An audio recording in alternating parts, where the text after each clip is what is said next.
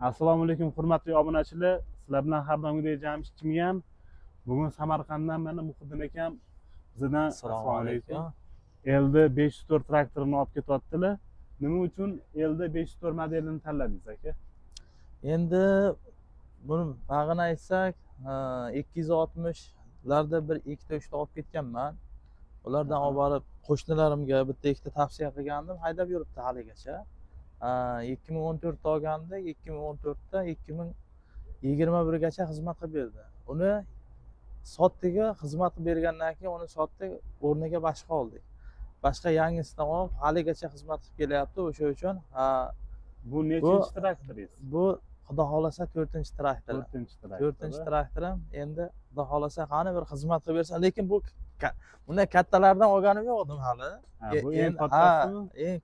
Endi agar xizmat qilib bersa, yaxshi xizmat qilsa, kattalari ham endi tavsiya qilamizda. 704, 904 bo'lib ketar ekan. Xudo xolasa endi ko'ramiz. Endi xudo xolasa chotki bo'ladi bag'i. Nasib.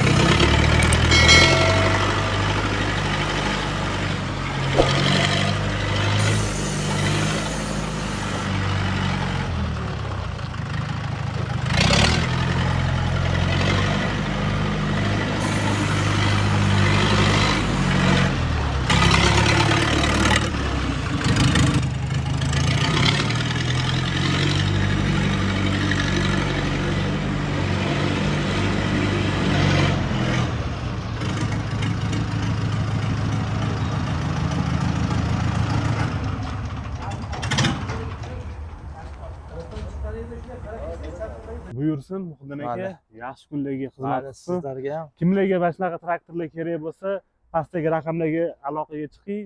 Sizlar bilan har doimgidek Jamshidchimiyam.